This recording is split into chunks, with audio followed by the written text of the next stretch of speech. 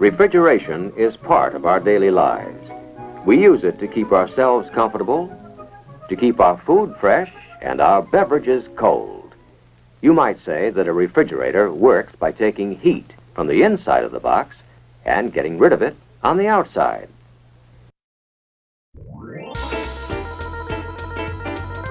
Welcome to Did You Know? The ESCO HVAC Show. We will see you in about 45 seconds or so. Make sure that you are subscribing to our channels on LinkedIn, YouTube, Facebook. Turn on notifications, and we are very excited to be here with you. It's almost time, about 30 more seconds. Make sure to grab your notebook and pen so you can jot down notes along the way, because at the end of the show, you could have an opportunity to ask our guests questions so we can dive a little deeper into these topics. And here we go. Welcome to Did You Know? The ESCO HVAC Show.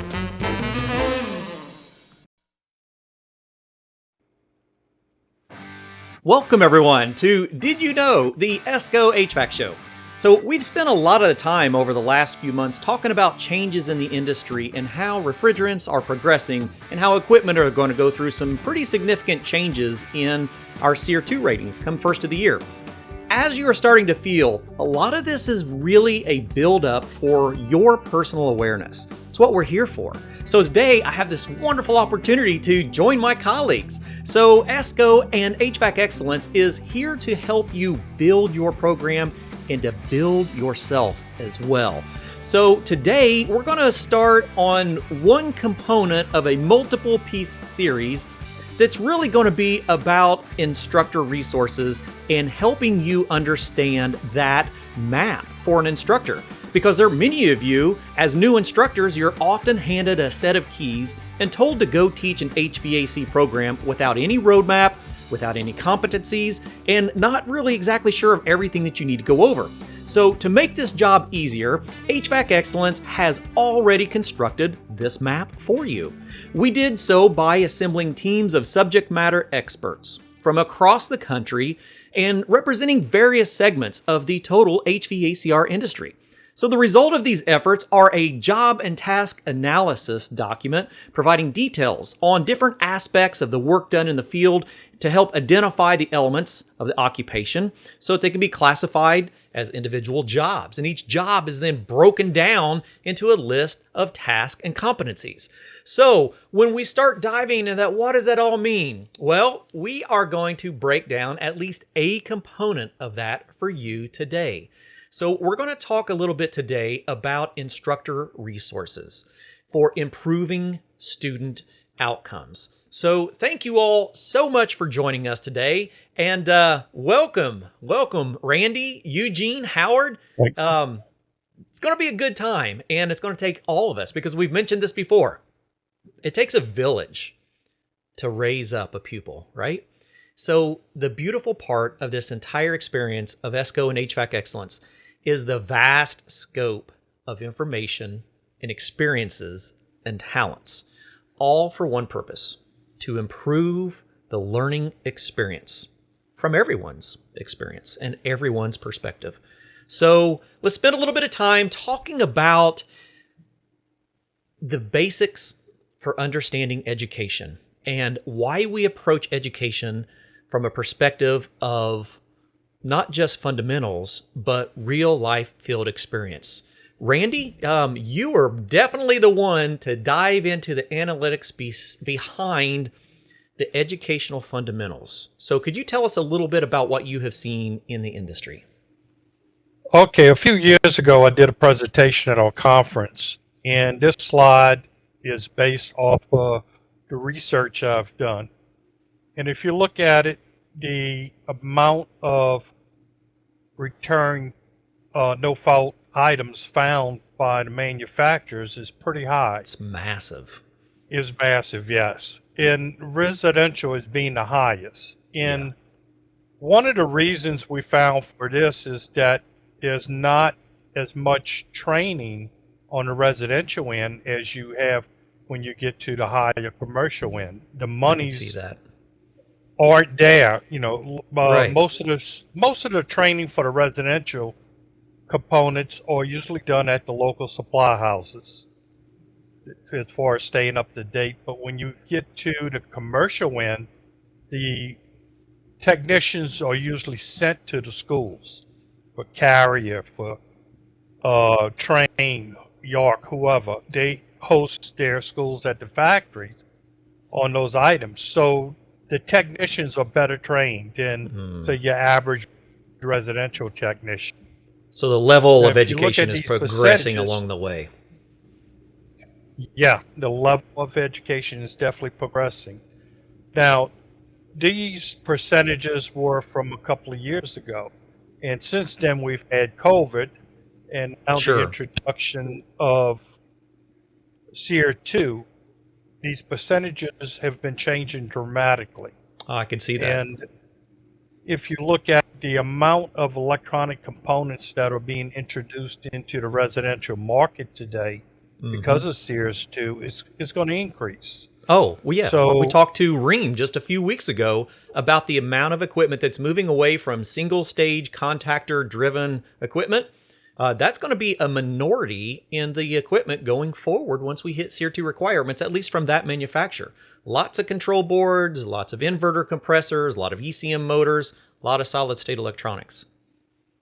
yeah, and that's where the schools don't have the equipment in a lot of cases to train the students coming into the field to be ready for these new components. Sure. It's a whole different level of troubleshooting from your mechanical components.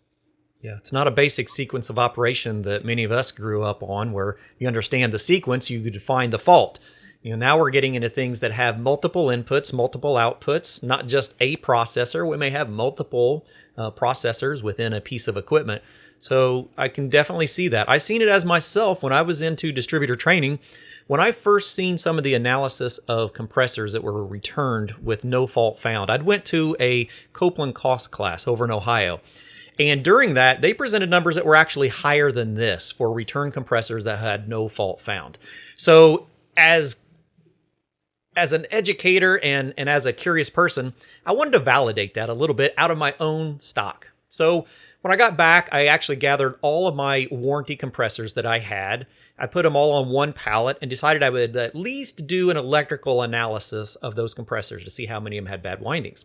So I had like 16 different compressors on this skid, and out of 16 compressors, I had 16 good sets of windings and overloads.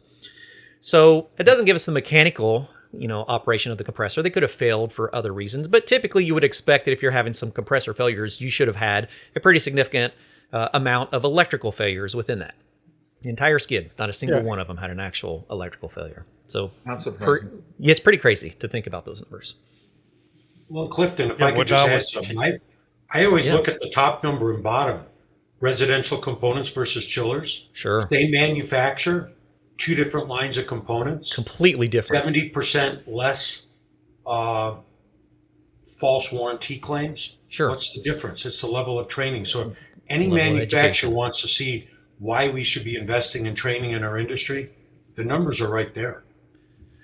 So speaking of those progressive levels, so we're seeing a difference in warranty items based on entry-level education versus advanced levels of education. So Howard, can you tell us a little bit more about those different transitional levels of education that can be seen in the industry? I'd love to, and thank you. Throughout each stage of our career, whether we're in high school, college, a technician, a contractor, a teacher, we take progressive levels of certification. Sure. We do so really to find out, do we have the knowledge necessary to move on to the next level, or do we need additional training? So a high school student might be taking a student outcome assessment, such as the heating, electrical, air conditioning technology exam. Right.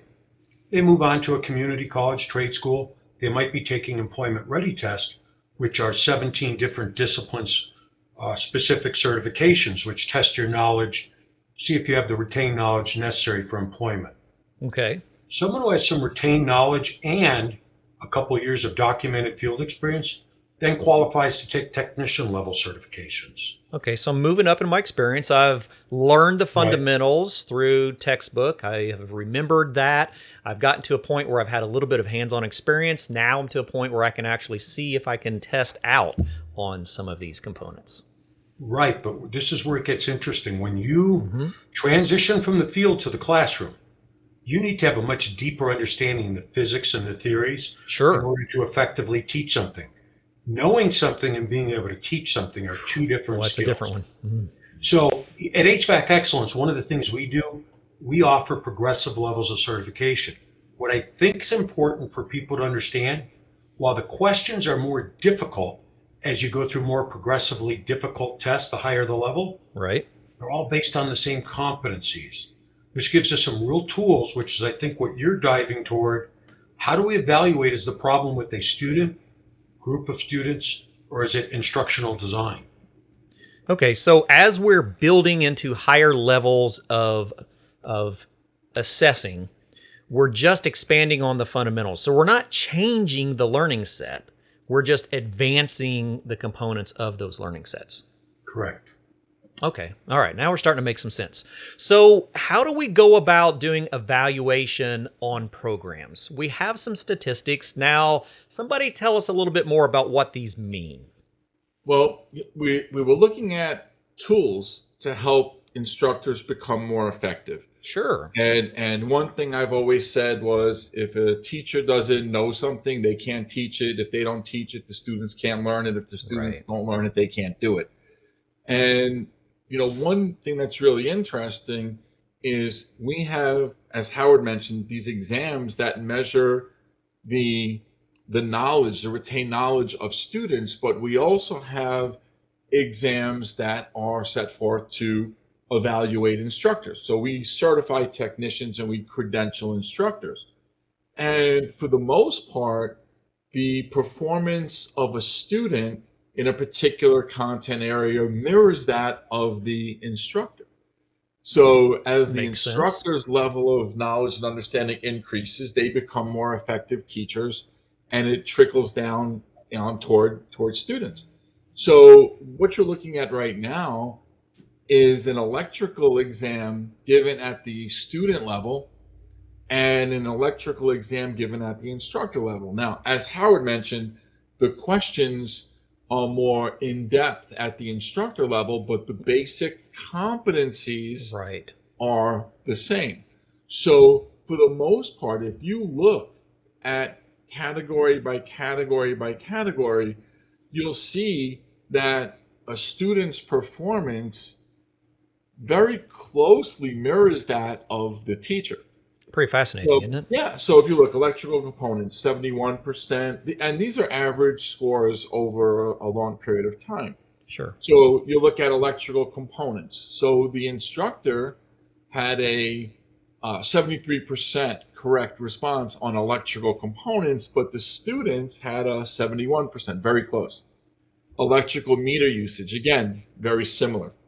And what's really, really interesting is you'll see some discrepancies, and we'll talk about them a little bit later. But if you look Mhm. at that electrical safety line, right, an instructor It's a big is difference. scoring 76%, Sure. whereas a student, the students were getting 94%. So And what are we seeing there? yeah, well, think about that's kind of interesting. The students outperform the teacher. Is it because they're focusing on the curriculum more? Yeah, they're focusing on the textbook, on the written content, on Right. what the teacher is teaching. Not just what I think I know, Yeah, or I'm pretty but sure I understand this. absolutely. But what's even Okay. what's really interesting about this, though, Clifton, is think about when we were in the field. Yeah. Did we always wear our safety glasses? Did we always turn the electrical power off before we started diving in? When we moved from the field to the classroom, we actually started teaching things that we ourselves did not do. We're teaching practices that we did not exercise ourselves. So I have a in- pair of in- linemen's on this shelf as a reminder of that exact practice. what They're- happened? You burned They're the power linemen's up? that got turned into wire strippers. Gotcha. Yeah. Gotcha. Had Yeah, them so for if you look, 20 years. Yeah, and it takes one of those episodes to drive that home. Sure. But this is a perfect example. We have teachers getting 76% correct on electrical safety, but our students are getting graded in a class, in a course, on their performance. They're following And curriculum. if they're taking a practical exam and they do something unsafe, at least in my school, their practical exam ended. So they had to learn and they had to demonstrate electrical safety.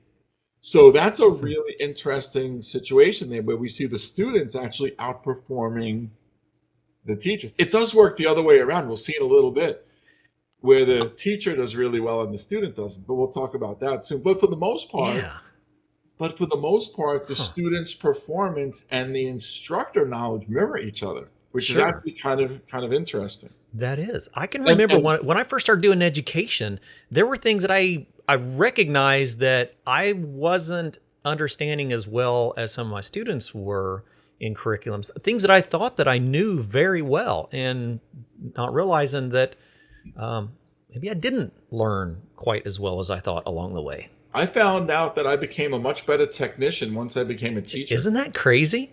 I can honestly say I became the best technician that I have been when I got rid of my tools and started actually learning how to use everything. Yeah. And but by the way, these reports, if you're a proctor, well, you can actually generate these reports and you could compile data based on your student performance on your particular assessments. That's what amazed me when I was first shown this is, this is all bundled information and averaged over a long period of time over many assessments, but you can look at your own personal evaluations and see how your assessments are comparing to your student assessments in comparing to standards. Yeah, and you can also compare your results to national averages. Right. To see how you're comparing to to the national averages. Well, that could be a smack in the face, couldn't it? In a good way. But in a very good way. Clifton, if you find that you're underperforming, then that just gives you motivation to get more professional development. That just is to exactly become better right. at what you do. Sure. A lot of teachers teach in a vacuum. Yeah. They show up to school, they teach, they leave. So they really don't associate with their other faculty members, especially part-time teachers. They have their real job during the day. They come to school at night. They teach, they leave. They have no idea what other teachers are doing, let alone other teachers in other states. Yeah. Wow. Even when we're looking at something as simple as air conditioning, should be the foundation. It should be the one piece of equipment that every technician knows well, right?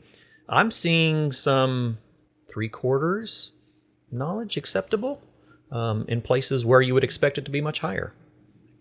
Clifton, if I could just add something. I mean, there is a problem where not everyone understands fundamentals, the basics. But I think that even when you look at it, you might be, I'll just pick a southern state where all you did is work on heat pumps. And you could be the best heat pump contractor, but now you're expected to teach 17 different disciplines. If we went to medical school, we'd have 17 different doctors, not one. So we're asking teachers to become subject matter experts in a lot more areas than is really realistic in most cases. Sure. But going back to what you were saying, Eugene and I have always joked, if we were to show some of these statistics to most teachers, say we're going to have a class on basic air conditioning, basic electrical, and there's another class across the hall that's advanced electrical or advanced air conditioning, we all think we know the basics till we actually test ourselves. Sure. Oh yeah, I can validate that myself. Yeah, and Clifton, I mean, look at the slide we're looking at right now. So if I'm a teacher and I pull up that report, and I'm like, wow, my students are really bad at, refrigerant flow control theory, or my students really need to up their game on AC troubleshooting. Right. Well, look across. What about myself? Slide. Look at the instructor performance. So it's very difficult to expect a student to excel in areas where the teachers themselves are not excelling. So it's really not intended to be a slap in the face. Nope. But instructor exams are really intended to help instructors identify areas where they could target their professional development, because professional development is really an opportunity for them to develop professionally. What a Love novel that. idea. What a So, novel idea. so if an instructor takes a credentialing exam that underperforms, Yeah. it should not be, taken with a defeatist attitude. It's No. okay. Wow, you know what? I didn't Analyze it. realize. Yeah. Do we know what we don't know? Yeah. Right. And Don't worry Howard about my says it all total the time. score. Look at the different areas to see where I need to improve. Yeah. So look at this instructor, refrigerant flow control theory, 73%. So he No knows wonder 73%. students not doing as good. Right. Yeah. So 73% positive means this 27% that teacher doesn't know. Jeez. So now you can concentrate your efforts. And if a teacher works on that, then they'll see, in an ideal world, improvement on the student side, because we're becoming Makes better sense. at what we do. And it shows in the places where the instructor is higher, comparatively, our student seems to be high. Absolutely. Yeah. there's Look at AC equipment service. Yeah. Right, 85% on the instructor and almost 80% on the student. It's like we said earlier, the student performance tends to mimic that of the instructor. Wow. Lot of things to dive into that all in itself. I was just going to say, I think one of the things we have to realize when you're in high school, you want to get that first certificate. You get in the field, you're trying to build patches. Right. Teachers, we have to sometimes realize we got to get over our ego. It's not about us. It's about the people we're training. Yeah. And we really can't teach them if we don't know it. And let's face it, even if we know it, the industry's changing so quickly, we have to constantly We have go a back lot to keep up school. with. Yeah. Right. Sure. We'll take a simple one like heat pump troubleshooting. I could see that one. Yeah. Even if the instructor was really good at heat pump troubleshooting 3 years ago, next year they might have to be reevaluating their self to see what has changed industry-wide. So yeah, it brings a lot of perspective on, I may have been good at what I was doing, but now that things are progressing, the industry's progressing, maybe I need to be progressing along with it. Well, how many teachers out there now are teaching mini splits who have never worked? Never installed one when they were in the field. Yeah. I mean, I've installed mini splits in the field, but those were early generation, Completely different machines. Sure. early generation split, mini split systems that I was installing in the early 80s, and they were still pretty new here. Very different from the mini splits going in today. Absolutely. Yeah, way back there was just basically a split window unit. Now it's totally different with electronics. Sure. So now we can start breaking down, if we're even talking about heat pumps. Now we can look at, analyzing where we stand in heat pump education, because we're going to see a lot more heat pump education across the country. If you've been on the show, been following, the things that we discuss are about innovations in industry, innovations in our technology, advancements in efforts like from our Department of Energy for education on these new pieces of equipment. So we're going to have a lot of heat pumps going forward. So now is an opportunity to look at it and go, okay, I'm pretty good at understanding airflow if I'm hitting 91%.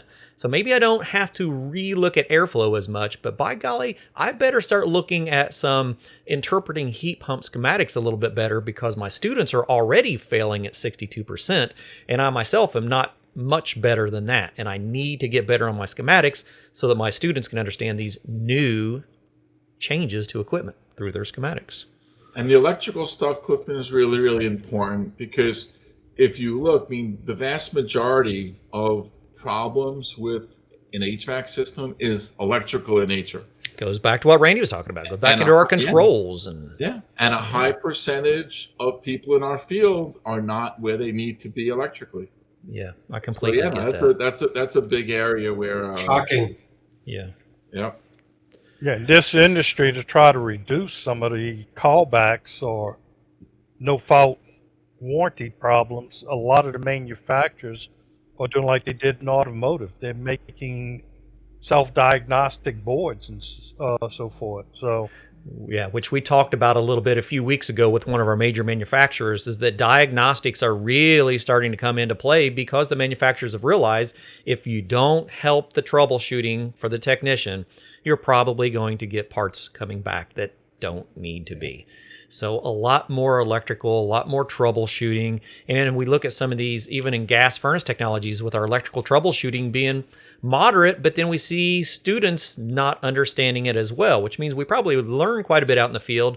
But now, are we relaying this to our students very well, and are we using the right curriculum? So we can see a variety of educational opportunities by looking at these assessments. Yeah. Yeah. Take a look at this one. This is an interesting one, because if we just look at the left side, we look at the student performance and we look at heating system and components, and we see that students are performing at a 68%. Well, without the right-hand side, we could say, well, based on what was said earlier, where the student performance mimics that of the instructor, we would say, oh, well, that means that the instructor doesn't know heating system and components. But now looking at the right-hand side, Cool. we can see, It's well, not the hold it. case. This teacher, He knows. right, scores 84%.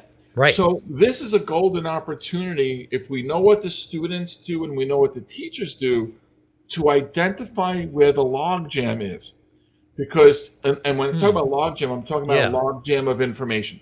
Okay. If a student underperforms and an instructor underperforms, then that teacher needs more professional development on that topic, all right, on the content. But if you look at this one, you'll see that the student performed at 68%, but the instructors performed at 84%. Would it be a delivery? So, yes. So the instructor knows the content, but the student's not getting it. Not receiving. So, so now the logjam is not information from, into the teacher, but the logjam is the transfer of information from the teacher to the student. So now this teacher would need professional development on delivery. Or maybe equipment. Maybe they've not recognized that they don't have the proper equipment to teach the principles on. Yeah. The problem is between the teacher, which could include the teacher, the classroom, the lab, right, and the student. So the logjam is not from industry necessarily to the teacher.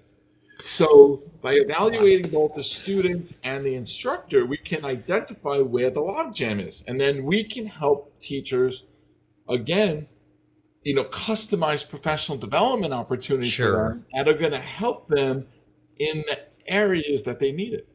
It's not a one pie for everybody. It's let's take a look at the slices of the pie and see which one you need. That's all. And that even changes. Yeah. That even changes a little bit when you have a different group of students because of their backgrounds, and so the method of teaching may have to change with the group of students you have. Which we're seeing with our generational changes. So it might not, in this scenario, it might not be that the instructor needs more development on information. Maybe it's delivery of the information. Wow. Well, yeah, and the teacher really needs to be able to adapt. Yeah, exactly. And this is something these charts don't show, though, is one of the biggest. Here, we all talk about how teachers don't have enough equipment, tools, funding. One of the things they lack, I think, most is time. Sure. When Randy was going through school, the average program was 2,850 hours. Today, we're at about 750. So we're asking people to teach substantially more in a shorter period of time, in a fraction of the time. So it's critical to understand. Yeah. That evaluation is so. What's bad too, the technology is increasing. Yes. So they're doing just the opposite. You should be allowing more time to teach the competencies, because they're getting more technical. Sure. You're coming out with more equipment, and it's actually reverse. Instructors have less time to teach. Well, this is a fascinating one that I've seen when we start talking about changes in technologies and understanding. Does anyone have any thoughts on the combustion theory? Because I'm kind of hung up on this one a little bit. Oh, man, big time. So, again, think about the safety issue that we were talking about earlier. Most people that were in the industry or are in the industry have not received formal training in our industry. Yeah. So when I was a field technician and I was brought up on Long Island, New York, and we had a lot of areas that relied on oil heat. Sure. So I didn't have any formal training on oil heat. So I couldn't tell you anything about combustion other than when you sent oil into the combustion chamber, it ignited and you made fire and a lot of smoke. Yeah. So I couldn't tell you about combustion theory other than you mix oil with air and you hit a spark and it burns. So But it goes now- very much back to like Randy was saying about knowing how things are changing and getting the correct education for the things that you're teaching. But now, but now, Because look at those students. but yeah, when I was teaching, when I was teaching my associate's program on Long Island, I'm teaching combustion theory. So my students needed to learn about combustion theory if they wanted to get the answers to the questions correct. Exactly right. So now here you are, you're looking at something that we as technicians in the field did not really concentrate on. No. But now our students are, because they're going to school to get formal training on HVAC Sure. and they're learning it. So this is a perfect example where our students are outperforming the teachers. Oh, 100%. But if Which I is can a- add something here, Eugene, we always talk internally about you can't teach what you don't know. Yeah. But There you go. 91% of systems, according to energy studies, remain untested for combustion efficiency. Yeah. Do we see why now? Yeah. You know, Absolutely. you can't do what you never learned. You can't teach what you don't know. Yeah. Aren't we really talking about instructors need the tools to find out what they don't know so they could become more effective instructors and put out better quality entry-level technicians? That's to me what it's all about. Well, how many heating technicians do you speak to that say, oh, I could set up an oil burner by looking at the flame and listening to it? Right? It might How have do been you- me when I was in the field. How do you look at an oil burner flame? Well, you have to open up the peephole on the burner, Yeah. in the combustion chamber. And now when you close it, you just change the Change air the properties. airflow. Yeah. So I did it that way for 7 or 8 years before I learned that I was doing it wrong. So here's a prime example. We didn't work on a lot of oil, but when we did, if we had no formal oil training because we didn't have very many in our area, but every once in a while we would get one, and most contractors would say, no, we don't service those. And so we had some of our customers that we would at least clean and do what we could. Unfortunately, I would have fell into that category in oil if I was to be teaching oil. Because I didn't understand the principles the way I knew combustion theory in general, but for an oil heat, I didn't understand the technology, like Randy was saying, the differences in equipment, but my students would have been learning because I was using material. So wonderful example of having the proper tools. All right, Eugene. This is just a tool for us. As much as technicians, we love our tools. Here is a tool when we enter the instructional realm. All right, what do we got on electric heat? Let's look at where we stand for teaching electrical heat. In general, not too bad, except for heating systems and components. Yeah, but this is a perfect example, Clifton, because students are underperforming, but teachers are as well. So this is an example where we could say, okay, this teacher needs professional development in the area of heating systems and components. Exactly. I look at one additional thing here, though. How many teachers would say, oh, my students got, it's a 100-question test on electric heat. Students got 100, got a 75%. Check that off. Let's move on to the next thing. Yeah. Well, not only don't they know 25% of the material, but it's because they excelled in certain sections of the test. Right. They We're weren't not evenly. looking They at weren't the trained. breakdown to see the 58% on heating systems and components. There's some really neat tools for them to help pinpoint, and I think you're going to get to that a little further up here, but I want to know, is it a singular student, a group of students, a trend? Sure, because you could look at them individually. I have to say, before knowing what this can do, I wouldn't have looked at it very diligently. After understanding what it does, this could be one of the most important tools in a classroom. Yeah, you know what? Think about. I like to cook, and I have a whole lot of fruit and vegetable tools. Right? Sure. There are some I looked at, and I couldn't figure out what it was, so I threw it back in the drawer. Right? So you have a lot of tools in your toolbox, But if you don't know what they are, if you don't know what they do, you're not going to use them. And if you don't use them, you're not going to benefit from them. If you're So not later sure what I'll the show horseshoe you- setting is, you'll never grow. Yeah, later I'll show you what I'm talking about, but it's a little funky there. I have to look it up online to see what it does. No, in all seriousness, if we have so many tools available to us, but you don't necessarily need to use every tool in your toolbox every time. Right. But you need to understand what tools are available to you as an educator, as a teacher, so that you can use them. You don't need to use it every single time. But yeah, I mean, if you just look at the bottom line, like Howard said, oh, my students did 75%, I did 75%, everything's all perfect. My students are understanding everything I'm telling them. Yeah. Yeah, but look at the areas where we're deficient. Think about it from the contractor perspective. So I'm the educator. I'm preparing these students in my program for a local contractor. And the contractor stops acquiring as many students from me as before. And we sit down and we have a discussion. I say, hey, what's the issue? Oh, your students are great on air conditioning systems and understand heat pumps, but none of them can work on an electric furnace. And most of my work is electric furnaces. And they're just not getting the education that they need. And if you could have backed up and do an evaluation and go, I only had one portion of that entire program that I had to improve, and I could have changed that outcome. So incredible tool. Awesome. Good point. And a lot of instructors don't realize the reputation of the class can change in the public sector or with industry real fast. If your students aren't learning what they're supposed to, Exactly.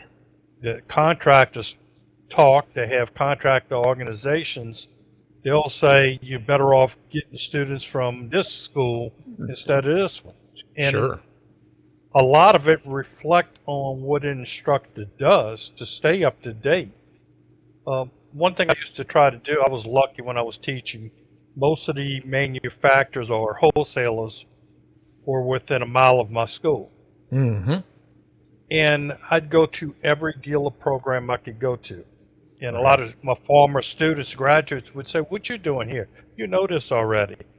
And you got to go to these classes as an instructor with the attitude, if you pick up one new thing from that class that you didn't know that you could pass on to your students, it's really worth your while.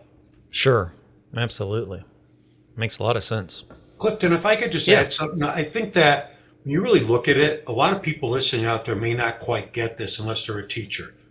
But what's the product the school sells? It's students. Outcomes. And, Yep. and they're a reflection upon you. So here, I live in Colorado. We get snow up in the mountains. I want to buy a car. I need all-wheel drive. Eugene's in California. Gas is expensive. Maybe he wants something that's very fuel efficient. Contractors are the same way. They're looking at very specific products. They want to be able to quickly identify, what did you teach them? How were they assessed? What are they ready for? They shouldn't be coming back to people and saying, well, 80% of the students that came out of your school don't know how to use a multimeter. So we have a lot of tools to help you find out, are you not only teaching it, but do they get it? Because to me, perception is reality, and the reality is the product that they're buying. How do Sure. they perceive that? So what are we seeing here then, Howard, when we're talking about that? I love this slide because this goes to kind of what I was talking about before. So the teacher here just gave a employment-ready electrical exam. Students got an 85%. Let's just check it off and move on to the next thing. Mm-hmm. Well, there's a couple things I always look at. First of all, we give lots of ways of looking at the same data. Why? Well, maybe we want to look and see here on electrical troubleshooting, the students didn't do as well, but we see they did great on meter usage. Let's dive into the data. Maybe that data says one person, maybe Howard didn't do really well. The teacher could go ahead and help me Have a out. one-on-one. But maybe we take a look and everyone did. Maybe it's poorly everybody. in electrical troubleshooting. Sure. Now, the second question is, when did we last teach electrical troubleshooting? Let's take a look at that data so you could pull a different report. The question is it with an individual? Let's help them. Group of students, let's help them. But if it's a trend, that's on us. It might be that we don't know it. It might be that we're not giving it enough time. But it's really meant to give you a lot of tools as an instructor to pull the same data in many ways to find out who you need to help. Because to me, the goal is you need to know 100% of this when you're in the field. Oh, yeah, absolutely. And so now being able to look at, what they're lacking when they leave the department. Right. What an amazing tool. Okay, well, a couple other ones to kind of take a peek at. When we start talking to the Department of Energy and we start talking about system of performance and system evaluation, it starts bringing a lot of conversations to the front about not just knowing the functionality of a piece of equipment, but understanding the capable efficiency of a piece of equipment and learning how to diagnose and troubleshoot properly. So this has got some interesting figures in it. Anyone comfortable in elaborating on this one? Well, when you get into the diagnostics ends of it, the test covers the things that should be done in the field to actually make sure that the system is performing properly. And it's either that they don't understand the tools, to use of the tools to properly set up and get the performance right, because I think we have a slide on performance. Yeah, on actual later. Performance, because it kind of relates to when we're looking at, like, say, system charging. And we think about the performance of a piece of equipment. And to know that a system, to be at its optimal performance, it needs to be properly charged. And a lot of our equipment that we're going to be working with is critically charged. I mean, it is down to fractions of the ounces that it should be charged properly. But we can look at some of these assessments and realize that a lot of times we're not teaching proper system charge. So it goes into understanding the total efficiency of a piece of equipment. Yeah. In fact, we talked about heat pumps earlier. Heat pumps are nothing new. I mean, they came out in the 50s with them and stuff, and they lost their rear on it, so manufacturers quit making them. And then in the 70s, with the energy crunch, they started up again. Sure. Well, a lot of these manufacturers would not sell to wholesale. The wholesalers wouldn't sell to the dealers, contractors, unless they went to class on them, because the manufacturers didn't want to lose out like they did the first time around. And from one manufacturer that I dealt with when I had a company, they did not want you to put a set of gauges on the unit. Everything was pre-charged. And if you had any questions or a leak in the system, you recovered it. And this was back in the 70s. Yeah, you recovered it and you charged it back up because it wanted it charged within plus or minus 1 ounce. You're right, which is what we're starting to see again now, especially in our ductless world. Yeah, and that plus or minus 1 ounce will make a difference on the efficiency. Absolutely. So when we start talking about charging and system performance, we can see that overall, we tend to lack in our education on understanding performance of systems. Howard has brought this up many a times when we look at system performance, that it comes down to understanding proper charge, understanding proper airflow, understanding psychometrics of a system. And we've even done large-scale assessments, California primarily. Howard, do you have anything you can tell us about system performance and how it relates to the industry? Yeah, and so Clifton, great question. See, a lot of people, they say, oh, I don't need to know psychrometrics. What is that? It's a technical term. No, it's a study of air. We're air conditioning technicians. We should know about air. I look at each of these. So here, according to a study done by the energy company, utility companies in California, 72% of the systems were found to be oversized.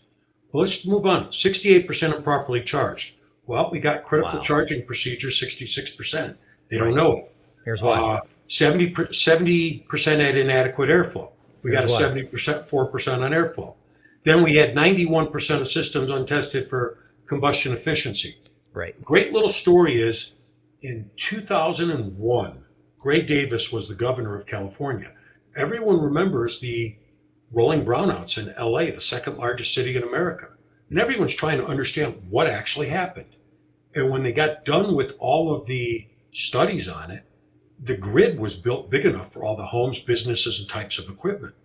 They found the number one culprit was improperly installed heating and air conditioning systems. They wound up creating something called the Strategic Plan to Reduce Energy Impact for Air Conditioners, and it's all because sizing, charging, airflow, psychrometrics, combustion efficiency. Sure. When I was growing up in the industry, it was there was a lot of emphasis put on understanding equipment functionality, so sequence of operation, proper performance, but the system performance was never the primary objective. It was almost a secondary objective. Now, on installations, yes, absolutely. And on system tune-ups, that's something we're going to dive into. But are we evaluating the system the way we are supposed to? And it's obvious that we really don't. And so we're going to see changes going forward. We've already seen things like with SEER 2, where we're changing our test design using M1 procedures, looking at real-life installation scenarios, because we have found that so many of these things that we expected were being taught properly over the last few decades actually weren't. And there's an exact reference to that. Yeah, that's a big issue, Clifton, because when we talk about system efficiency, it's the efficiency of the system. So I can buy a 20 SEER piece of equipment. I can buy a 20 SEER split air conditioning system. But once I install it, if I'm connecting that system to a 50-year-old duct system that was never properly designed or installed. For air conditioning to begin with.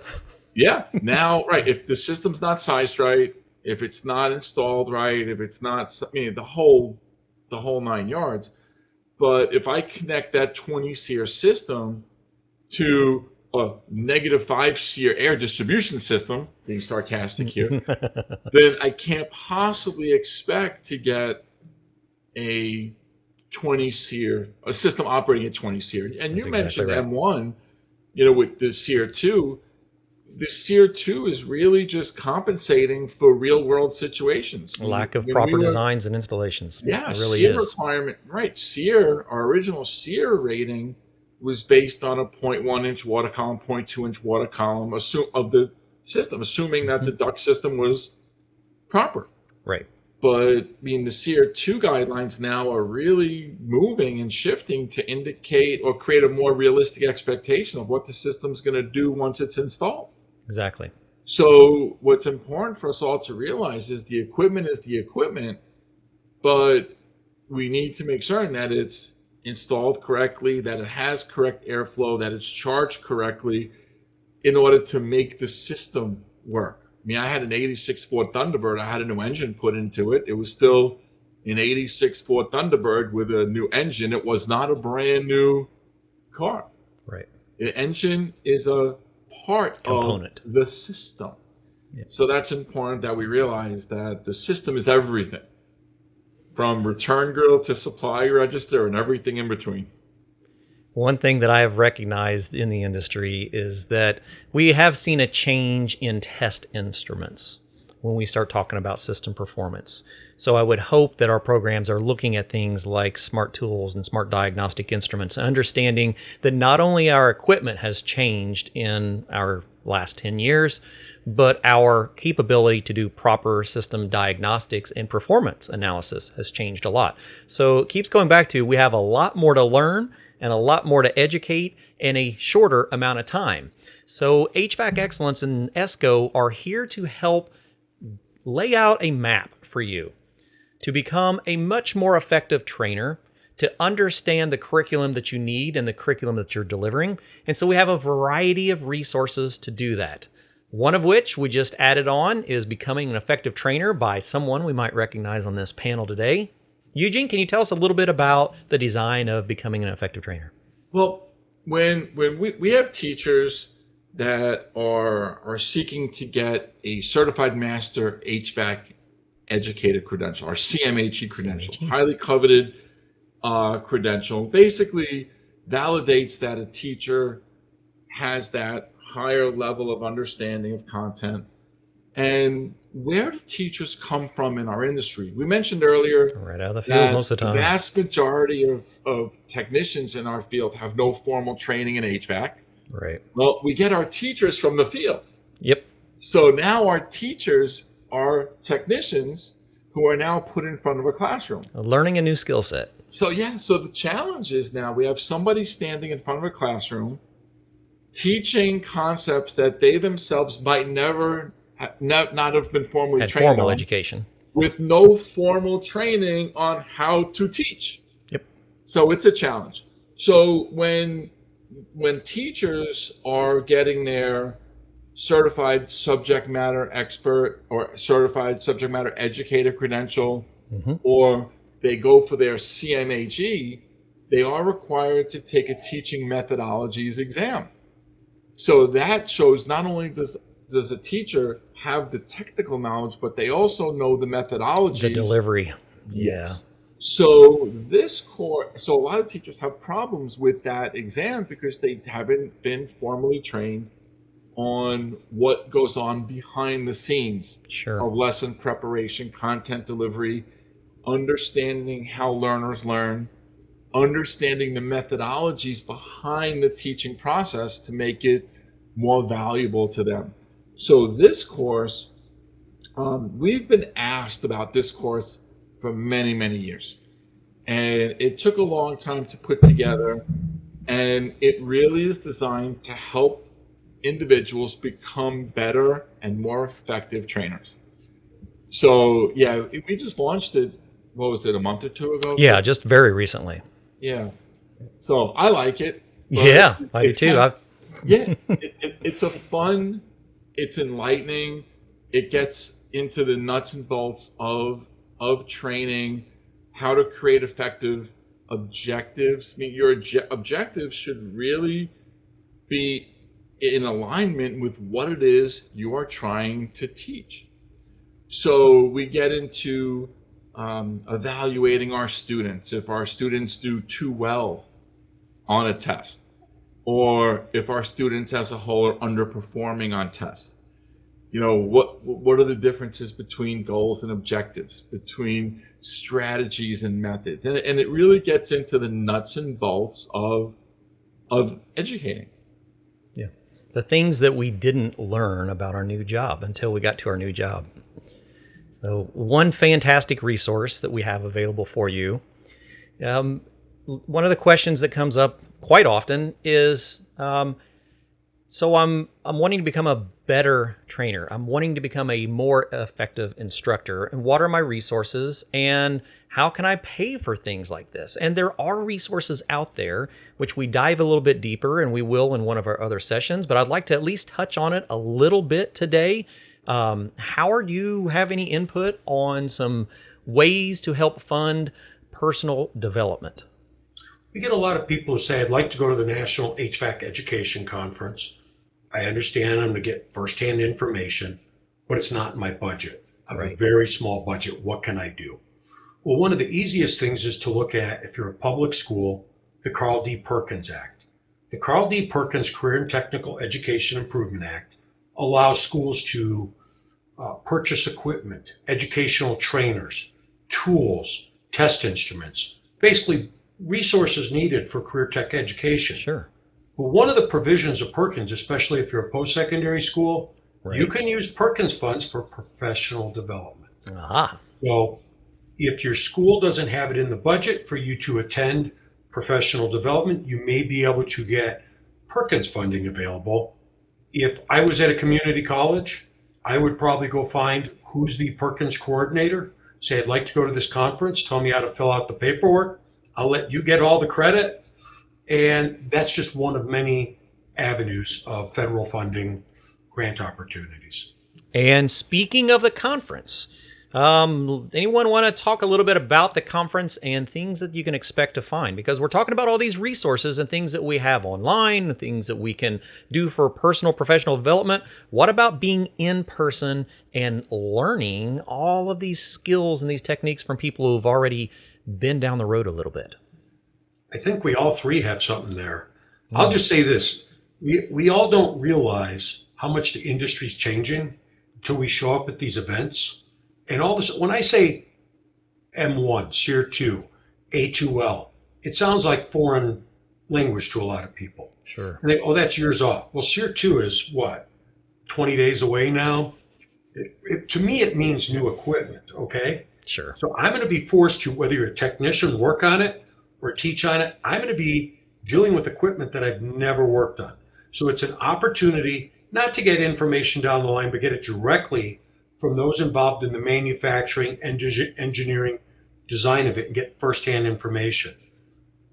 If I'm looking to incorporate new technologies, emerging technologies, become a more effective instructor, there's over 60 classes. But I think the best professionals in the industry.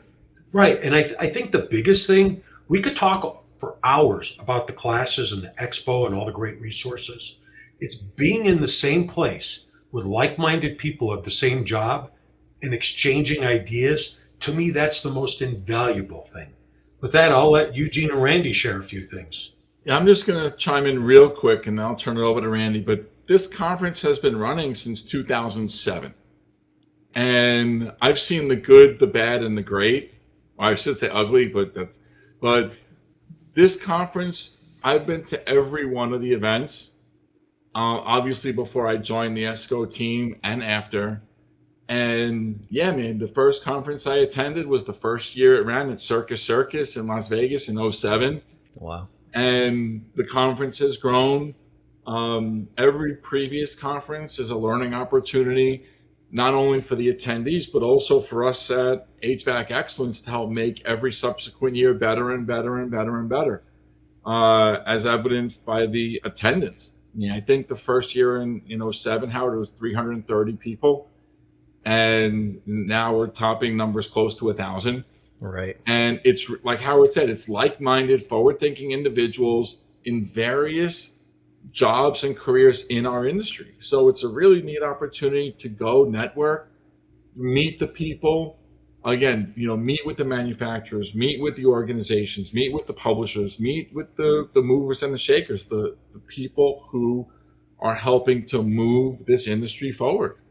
It's a great event.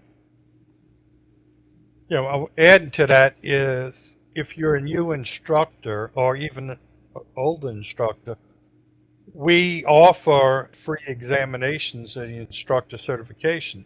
That's right. Test and CHME test.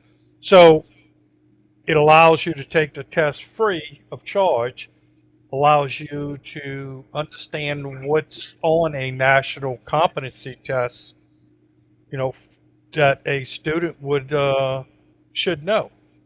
And it gives the instructor the ability to go back and say, I need to brush up on this or that, and stay on top of everything. Because constantly changing. Nobody knows it all, and in this field, nobody ever will because it changes too much. So it is a great opportunity to see what's going on in the industry. And just to hop on what Randy just said, it's impossible for everyone to know everything. But you know what? We don't have to know everything. What we do need to know is where to get the answers. Go. When I have a question, who do I need to contact? So over the course of the last hour or so, we were talking about things. SEER 2, right? We were talking about A2Ls.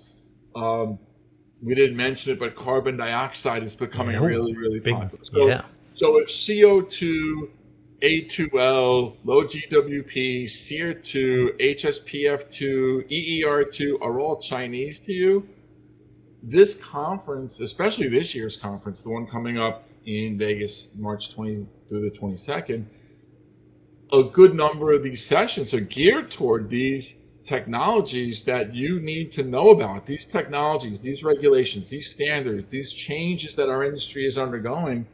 You can attend sessions. You can meet with the folks at the refrigerant manufacturing companies, at the equipment manufacturing companies, and ask these people. The Department of Energy is exhibiting and presenting at our conference in 2023.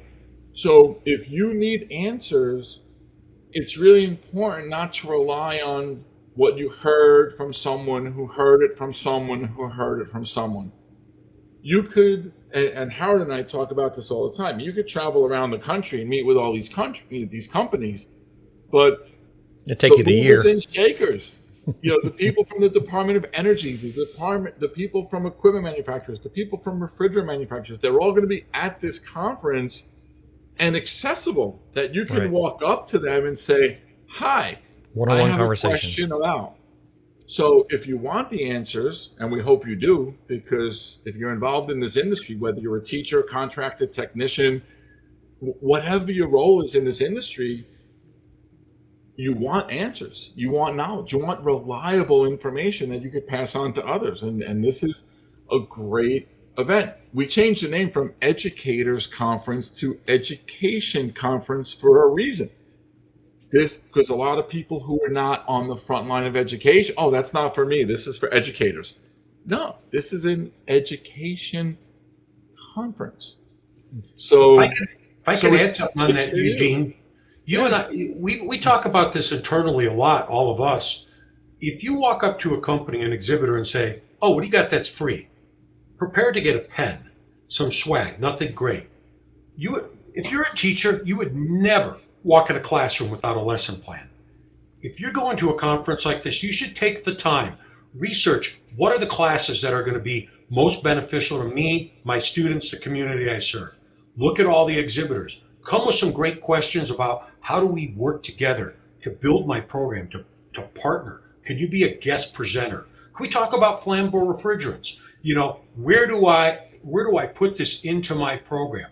If you come with great questions, you're going to walk away with partnerships to build your program for years to come. If you come looking for what's free, I guess you go home with a bag of pens. Yeah, but Howard, we mentioned over 60 sessions, but we have just as many exhibitors Right. at the conference in the expo hall. Yeah. So yeah, you might get a pen or two, but you'll probably walk out with a lot more than that. So I went for my first time in 2019 as a participant, as a relatively new educator wanting to become better. And this year I will be part of the host team. And it has been hook, line, and sinker for me because I never knew that there was such a network of professionals and gathered in one place that continues to communicate afterwards. So I highly encourage you to take a look at the schedule, prepare yourself for better education, personal development, and welcome to our village. We are grateful to have you here with us. Any last things you guys want to cover before we hop out of here? Well, thank you all for joining Did You Know, the ESCO HVAC Show, as we discuss personal development and understanding student outcomes and assessments and becoming a better educator in the process. And we look forward to seeing you on the next show and at our annual conference. So everyone have a good evening, and we'll see you next time. Thank you. Thank you. Take care. Thank you for joining Did You Know, the ESCO HVAC Show.